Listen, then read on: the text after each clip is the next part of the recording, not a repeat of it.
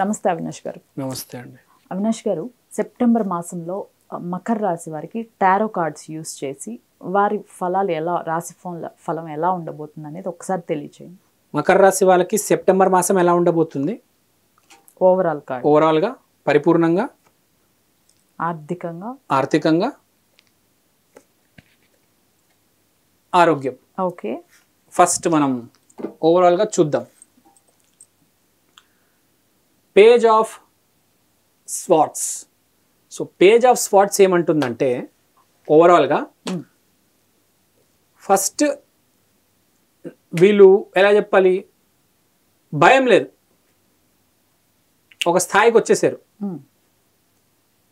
So వీళ్ళల్లో ఏమైందంటే ఇప్పుడు లాజిక్ వచ్చింది. లాజిక్ అంటే ఏంటి? నిర్ణయాలు, సరైన నిర్ణయాలు తీసుకొని ఆల్మోస్ట్ అంచున సక్సెస్ వైపు వెళ్తున్నారు. కొంచెం ఇంకా రెండు మెట్లు వెనక్కున్నారు. సో పేజ్ ఆఫ్ స్వర్డ్స్ కాబట్టి ఇంకా 2 మెట్లే ఉన్నాయి.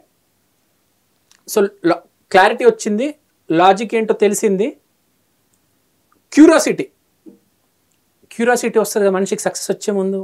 అరే 2 మెట్లే ఉన్నాయి, అది వస్తుందా నా చేతికి, రాదా, ఆ ఆలోచనలో ఉండిపోయి ఉన్నారు. అంటే బేసిక్గా క్యూరియాసిటీ బాగా, అరే ఏమవుతుంది, రేపు ఏమవుతుంది, రేపు రాత్రంతా అదే ఆలోచిస్తూ ఉంటారు అనమాట.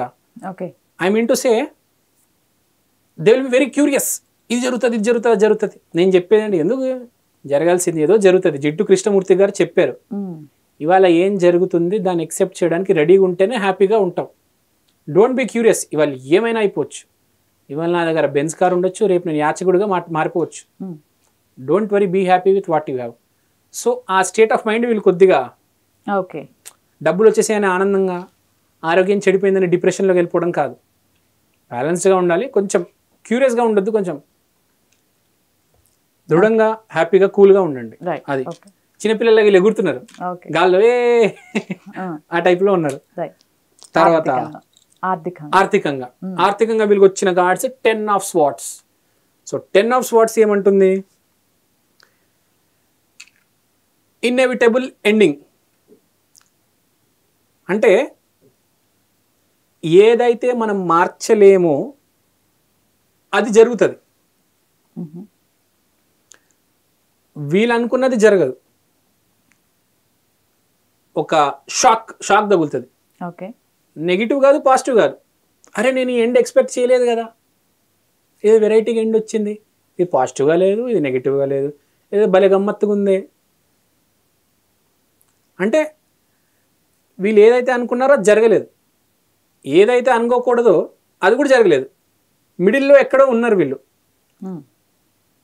సో సింపుల్గా చెప్పాలంటే ఆ క్యూరియాసిటీ అనేది రీజనరేట్ అవుతుంది. అంటే ఏంటి? రికవరీ. సింపుల్గా చెప్పాలంటే అర్థమవుతుంది వీళ్ళకి బేసిక్గా, ఓహో ఇలా కూడా జరుగుతుంది. ఇప్పుడు నాకు సినిమా తీశాను, 20 కోట్లు కలెక్ట్ చేస్తుందని నేను అనుకున్నా, వాడేమో 100 అనుకుంటాడు. కానీ జరిగేది ఏంటి? 20కి 100కి మధ్యలో. ఇప్పుడు బాహుబలికి 500 కోట్లు అనుకొని ఉంటారు, మ్యాక్సిమం 3000 అనుకొని ఉంటారు. కానీ ఎక్కడ 500కి 3000కి మధ్యలో 2000 కోట్ల దగ్గర ఆగింది. మనం ఎప్పుడైనా పని చేస్తే మనం అనుకున్న దానికి ప్లస్ మనం మొదలెట్టినప్పుడు మినిమం అనుకుంటాం కదా, దానికి మధ్యలో ఉంటుంది, ఎక్కడో మిడిల్లో ఉంటుంది. సో అది రాబోతుంది. So no need to worry, there is recovery and regeneration. పని అవుతుంది, రికవరీ జరుగుతుంది, ప్లస్ రీజనరేషన్, మళ్ళీ కొత్త దానికి అడుగు వేస్తారు.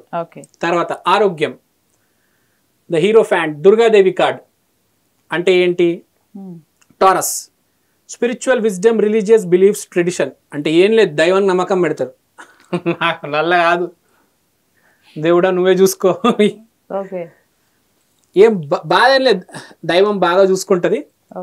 ఒక గురుగారిని మీరు చూసుకోండి, గుడిలో కావచ్చు, మీ సర్కిల్లో కావచ్చు, మీ ఫ్యామిలీలో. గురుగారు ప్రతి ప్రాబ్లం జీవితంలో మందుల వల్ల సాల్వ్ అవ్వదు తెలుసా.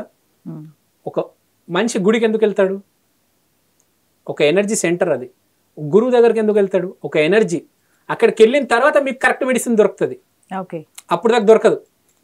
100 డాక్టర్లు తిరుగుతారు, ఆ డాక్టర్ ఎప్పుడు దొరుకుతాడు అంటే గురు బ్లెస్సింగ్ దొరికిన తర్వాత ఆ డాక్టర్ దొరుకుతాడు, సరైన డాక్టర్, సరైన మెడిసిన్.